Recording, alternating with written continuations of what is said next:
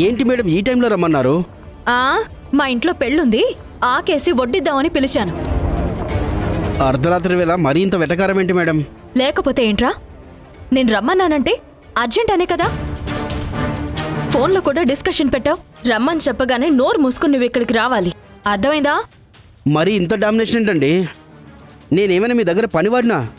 ఏదో సహాయం చేయమంటే చేశాను, అంత మాత్రాన ఇంత అడ్వాంటేజ్ తీసుకుంటున్నారేంటి? సహాయం చేశావా? ఏం సహాయం చేశావు? అసలు ఆ సంధ్య షాప్ తగలబెట్టడానికి పెట్రోలు అగ్గిపెట్టే తెచ్చింది నువ్వే కదా. అంటే ఈ పాపంలో నాకెంత వాటా ఉందో నీకు కూడా అంతే వాటా ఉంది. ఏదో ఒకరోజు నేను దొరికిపోతే నాతో పాటు నిన్ను కూడా స్టేషన్కి తీసుకుని వెళ్తాను.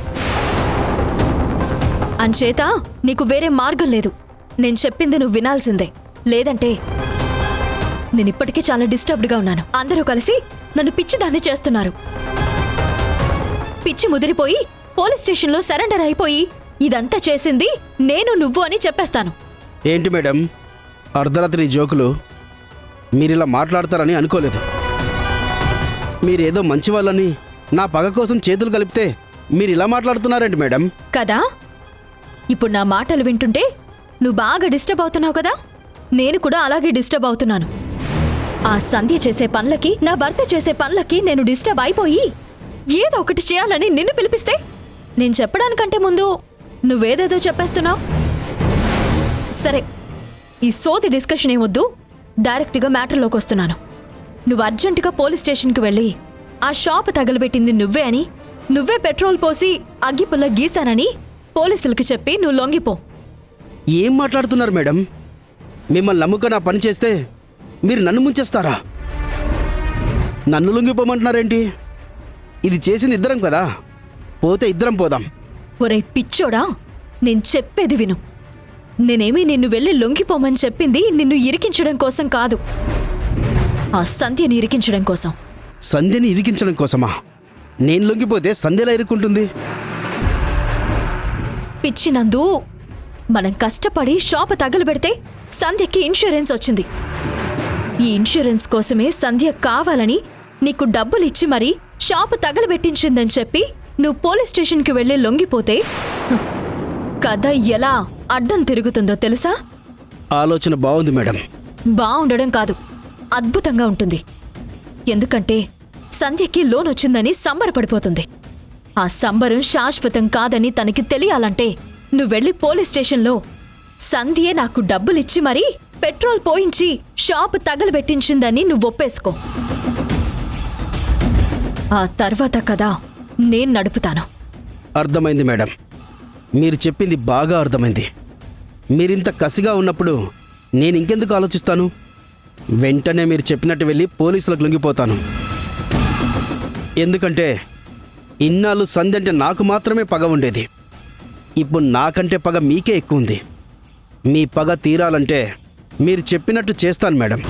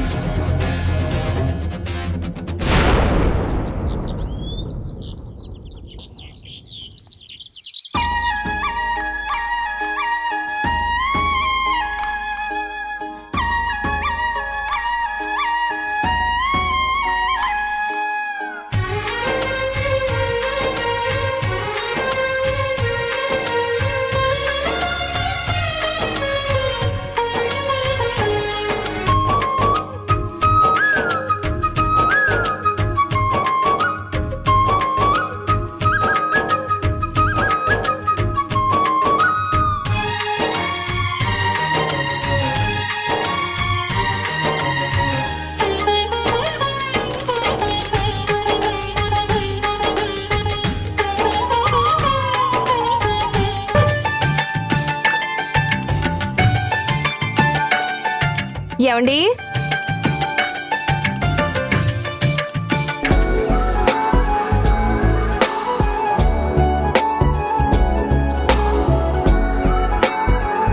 ప్రియమైన సంధ్యకి పెళ్లి రోజు శుభాకాంక్షలు. థ్యాంక్ యూ అండి. మీకు కూడా. ముందు కాఫీ తీసుకోండి.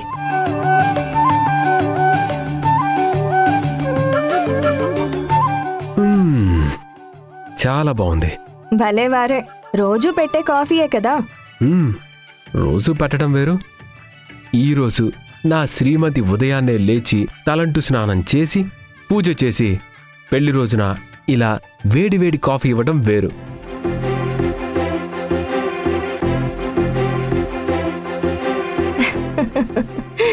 సరేనండి, త్వరగా రెడీ అవ్వండి. మనం గుడికి వెళ్ళి అర్చన చేయించాలి. నాకు చాలా పనులున్నాయి.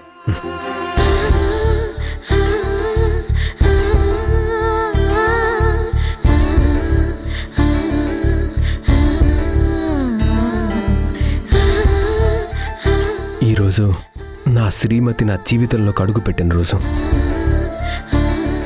నీకు తెలుసా సంధ్య, నిన్ను మొదటిసారి పెళ్లి చూపుల్లో చూసినప్పుడు నువ్వెలా ఉన్నావో ఇప్పటికీ అలాగే ఉన్నావు. అప్పటికీ ఇప్పటికీ నా సంధ్యలో ఏ మార్పు లేదు.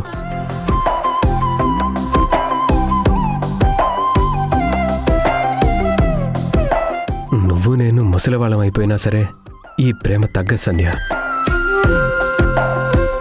అసలు జీవితాంతం నిన్నిలా చూస్తూనే ఉన్నా నాకు తనివి తీరదు తెలుసా. నీ రూపంలో ఎదురయ్యే నిజమా మాయా ఏవేవో ఊహలు నాలో మొదలయ్యే. నా మనసే నింగిని దాటి ఎగిరెనులే. నిజమా మాయా ఈ క్షణమే అద్భుతమేదో జరిగెనులే.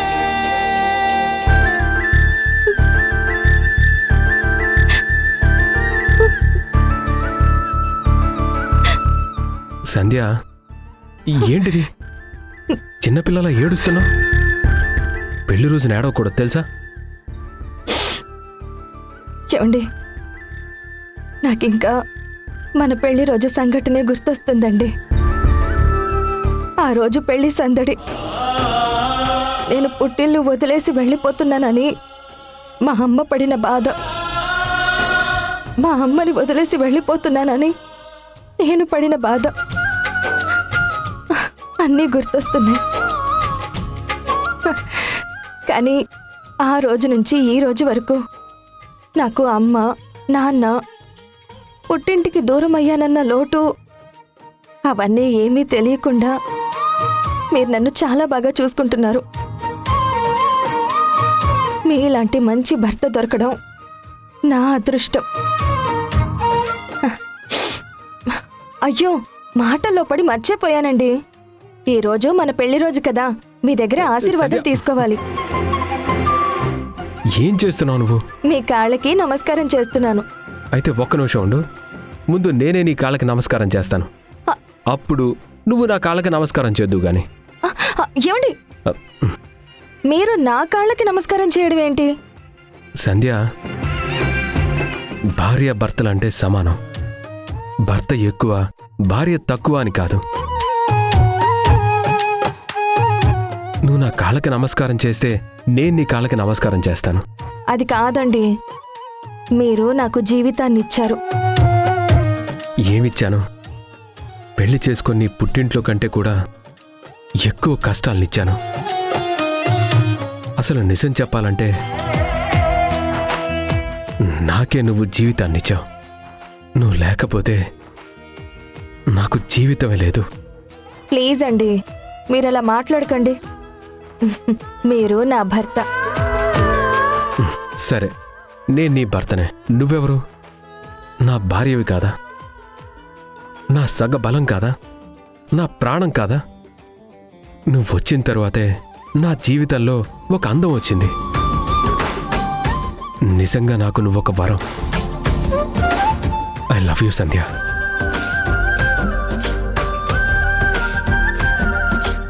ఏమండి, ఈరోజు మన పెళ్లి రోజు మాత్రమే కాదండి, వింధ్య పెళ్లి రోజు కూడా. అది కూడా మనలాగే రాజేష్ గారితో సంతోషంగా ఉండాలి కదా. అది కూడా మనలాగే గుళ్ళకి గోపురాలకి తిరిగి పెళ్లి రోజు సెలబ్రేట్ చేసుకోవాలి కదా. ప్రతి సంవత్సరం ఈ పాటికి అది నాకు ఫోన్ చేసేది, నేను దానికి ఫోన్ చేసేదాన్ని.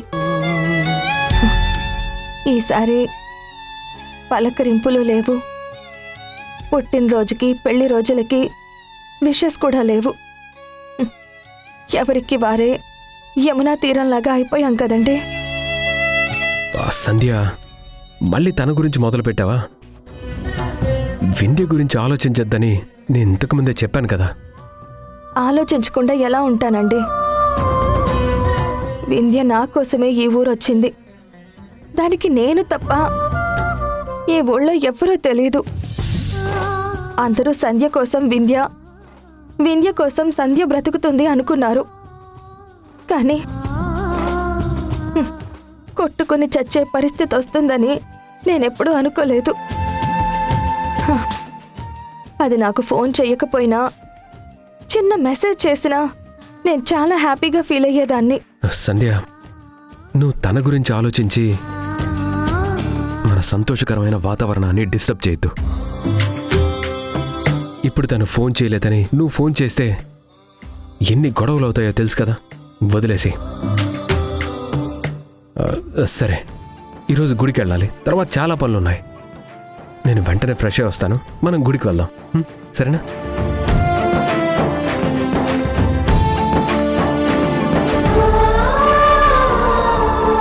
వింధ్య, మిస్ యూనే.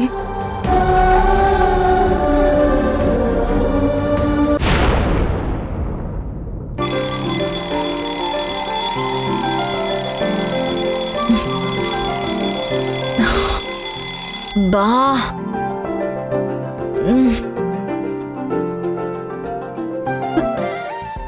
అమ్మో, 7 అయిందా? బాబోయ్, ఇదేంటి నేను ఎలా నిద్రపోయాను?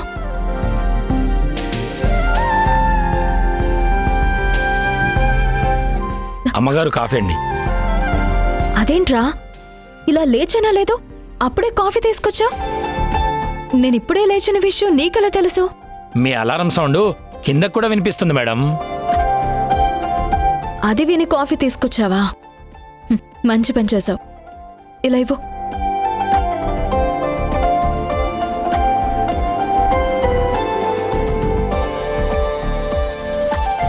కాఫీ బాగుందిరా, టేస్టీగా ఉంది. Thank you madam. సిస్టర్, ఏ జరుగురా, పట్టుకో. Happy wedding anniversary. అంటే ఏంటి అమ్మాయి గారు? ఈరోజు వింధ్య సిస్టర్ వాళ్ళ పెళ్లి రోజురా. తన పెళ్లి రోజుకి శుభాకాంక్షలు చెప్తున్నానరా మట్టుబుర్రా. పెళ్లి రోజు శుభాకాంక్షలు అమ్మగారు. Thank you Bunty. సరే, నువ్వు వెళ్ళు. అలాగే అమ్మగారు.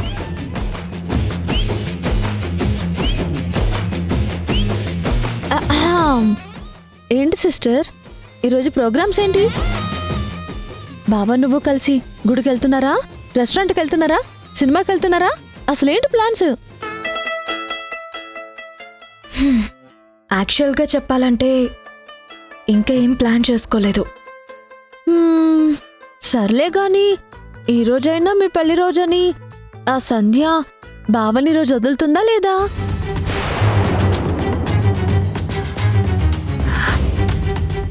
అవును, ఆయన నైట్ ఎప్పుడొచ్చారు, ఎప్పుడు పడుకున్నారు, ఎప్పుడు బయటికి వెళ్ళిపోయారు? అదేంటి, అసలు బావ రాత్రంతా ఇంటికి రాలేదు కదా?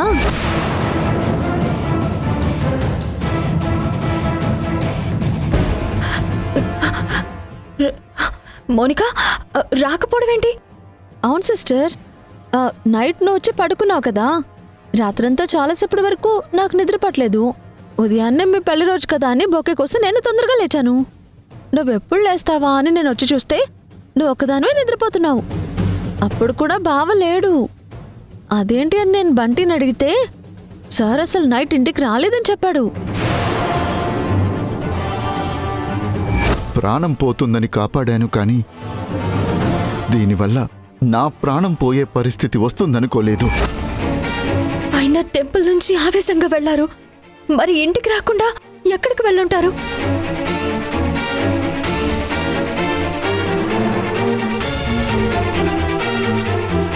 Mobile you're calling has been switched off. Please try later. Ring అవుతుందా సిస్టర్? లేదు, ఫోన్ స్విచ్ ఆఫ్ అని వస్తుంది. చూసావా, నేను అంటూనే ఉన్నాను, అన్నంత పని చేసింది. కనీసం పెళ్లి రోజు కూడా బావని తను వదిలిపెట్టదా? అసలు ఎంత అన్యాయం! అసలు ఇదంతా అన్యాయం. 364 డేస్ బావని చుట్టూ తిప్పుకుని 1 డే అయినా నీకు వదలాలి కదా. బావ ఇప్పుడు ఎక్కడున్నట్టు? ఆ సంధ్య ఎక్కడున్నట్టు? సారీ సిస్టర్, ఇప్పుడే నీకు హ్యాపీ వెడ్డింగ్ యానివర్సరీ అని చెప్పాను. వెడ్డింగ్ యానివర్సరీ అయితే కనిపిస్తుంది కానీ నీ మొహంలో హ్యాపీనెస్ అయితే కనిపించడం లేదు. ఏం కనిపిస్తుందిలే, బాగుండాలి కదా, నీ మాంగళ్యం నీకు దక్కాలి కదా. అవును, ఈరోజు మీ పెళ్లి రోజు అంటే సంధ్య పెళ్లి రోజు కూడా ఈరోజే కదా. మరి తనతో పాటు కూడా తన భర్తే ఉండాలి కదా. తన భర్తను వదిలేసి సంధ్య, ఇక్కడ నిన్ను వదిలేసి బావ, అసలు ఎలా వెళ్ళినట్టు? కనీసం వాళ్ళ పెళ్లి రోజని వాళ్ళకి గుర్తుందా లేదా? గుర్తున్న పెళ్లి రోజున కూడా స్పెషల్గా ఉండాలని ఇద్దరు కలిసి ఏమైనా ప్లాన్ చేసుకున్నారా? ఏంటో సిస్టర్, అసలు ఏం జరుగుతుందో ఏంటో. నీ జీవితం నిజంగానే అయోమయంగా ఉంది.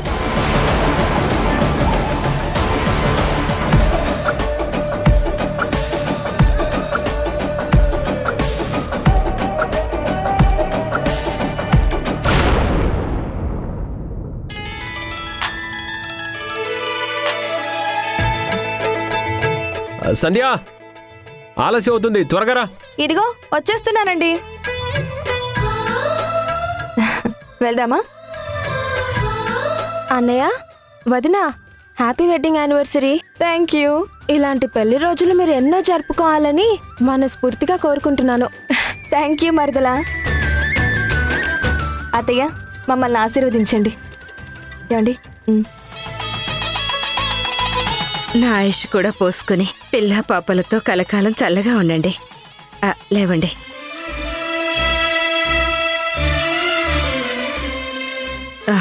మీరెప్పుడు ఇలాగే ఒకరి కోసం ఒకరు బ్రతకాలి, ఒకరినొకరు అర్థం చేసుకుంటూ ఉండాలి. ఏ సమస్యలు వచ్చినా కూర్చుని మాట్లాడుకోవాలి.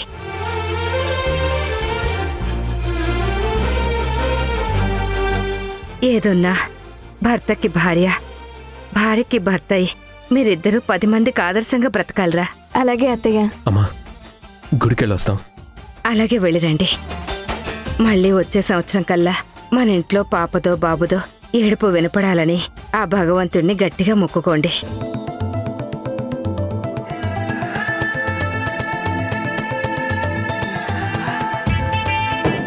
మన ఆర్థిక సమస్యలన్నీ పరిష్కారమై ఆరోగ్యపరంగా, కుటుంబపరంగా అన్ని విధాలుగా సంతోషంగా ఉండాలని ఆ దేవుణ్ణి వేడుకోండి.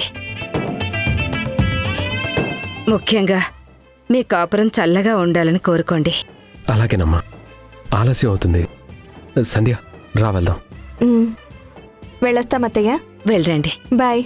వస్తాం అత్తయ్య. అలాగేనమ్మా.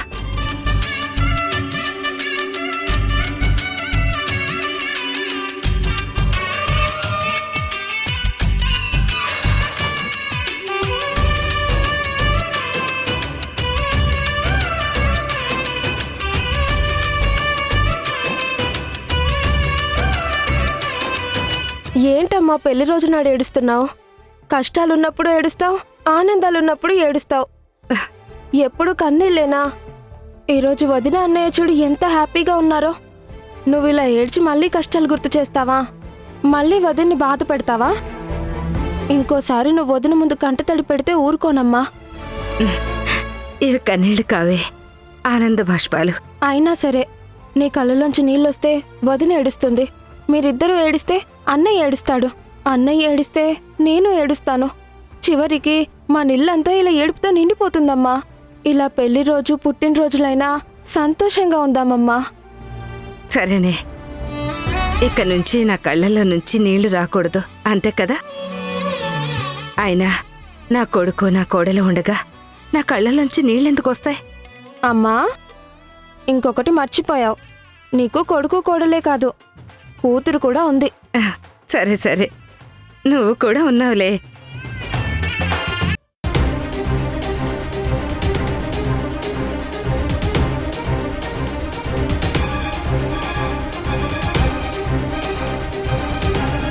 సిస్టర్, ఎక్కడికో హడావిడిగా బయటకు వెళ్తున్నట్టున్నావు. నేను కూడా నీతో రానా? వద్దులే. ఉదయం నుంచి ఆయన ఫోన్ పనిచేయట్లేదు.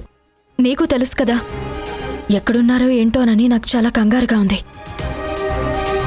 ఎక్కడున్నారో తెలుసుకుందామని వెళ్తున్నాను.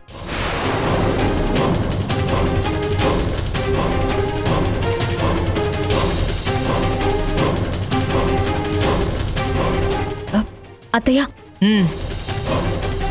నిన్ననగా వెళ్ళినవాడు ఇంటికి రాలేదంటే ఏంటి అర్థం?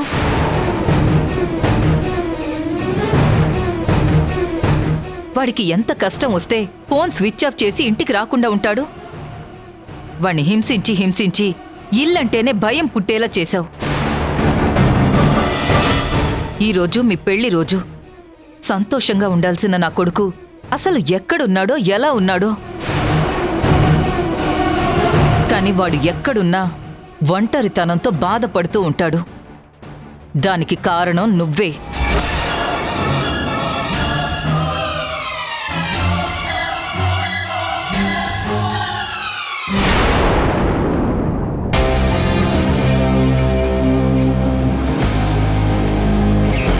ఈవిడే సార్, ఖాళీగా ఉన్న షాప్ని మిమ్మల్ని నమ్మించడం కోసం పెట్రోల్ పోసి నా చేతే తగలబెట్టించింది సార్.